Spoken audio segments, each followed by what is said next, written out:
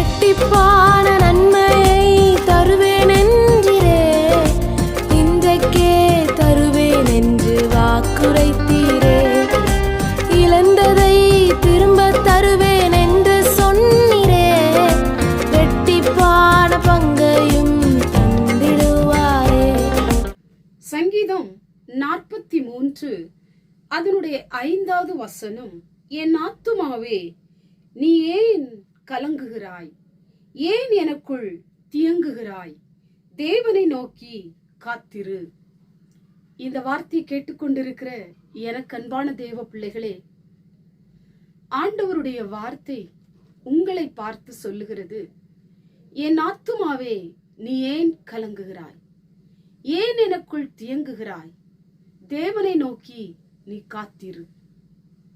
இன்னைக்கு நிறைய பேருடைய வாழ்க்கையிலே ஆத்துமாவிலே ஒரு கலக்கம், ஆத்துமாவிலே ஒரு திகைப்பு, ஆத்துமாவிலே ஒரு பயம் உங்களை வதைத்து கொண்டிருக்கலாம். இன்றைக்கு கலங்குகிற உங்களை பார்த்து ஆண்டவர் சொல்லுகிற ஒரு வார்த்தை, நீ ஏன் கலங்குகிறாய், பல ஆச்சரியங்களை நீ பார்க்கும்படி நான் உனக்கு அற்புதம் செய்ய போகிறேன். எல்லாமே நான் வாழ்க்கையில இழந்து போய்விட்டேன், எதற்கும் லாய்க்கில்லாத ஒரு வாழ்க்கை நான் வாழ்ந்து கொண்டிருக்கிறேன். என் வாழ்க்கையில ஆசீர்வாதம் இல்லை, மேன்மை இல்லை, உயர்வு இல்லை.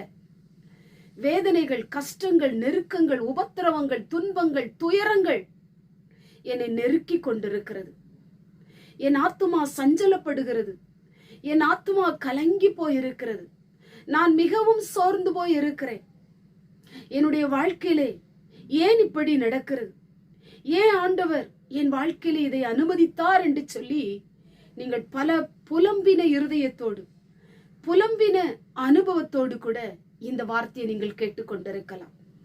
ஆண்டவர் சொல்லுகிறார், நீ ஏன் கலங்குகிறாய், நான் உன்னோடு கூட இருக்கும் பொழுது, நான் உன்னை ஆசீர்வதிக்க நினைக்கும் பொழுது, உங்களுக்கு நான் பெரிய காரியங்களை செய்ய நினைக்கும் பொழுது நீ ஏன் தியங்குகிறாய், நீ ஏன் கலங்குகிறாய், தேவனை நோக்கி காத்திரு.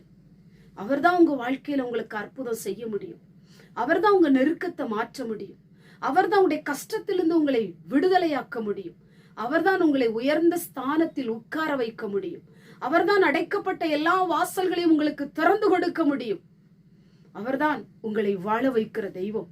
ஆண்டவரை நோக்கி பாருங்க, அவரிடத்துல காத்திருங்க, அவரிடத்துல அழுதுங்க, அவரிடத்துல உடைய காரியங்களை சொல்லுங்க. அவர் உங்க வாழ்க்கையில பல ஆச்சரியங்களை நீங்கள் பார்க்கும்படி ஆண்டவர் உங்களுக்கு கிருபை செய்வார். சொந்து போகாதீங்க, பயப்படாதீங்க, ஆண்டவருக்குள்ள நம்பிக்கையா இருங்க. இந்த பிரச்சனைகள் ஒரு நாள் உங்களை மேற்கொள்வதே இல்லை, உங்களுக்கு நேரிடுகிற துன்பங்கள் உங்களை மேற்கொள்வதில்லை. ஆண்டவர் உங்களை ஆசீர்வதிக்க போறார், ஆண்டவர் உங்களை உயர்த்த போறாரு. உடைய சூழ்நிலையை பார்க்காதீங்க, கர்த்தரை பாருங்க, வசனத்தை கேளுங்க. இந்த வசனத்தின்படி உடைய ஆத்மாவில் இருக்கிற கலக்கத்தை மாற்றி நீங்கள் ஆச்சரியங்களை பார்க்கும்படி உங்களை கர்த்தர் ஆசீர்வதிப்பார். கண்களை மூடி ஜெபம் பண்ணுவோம்.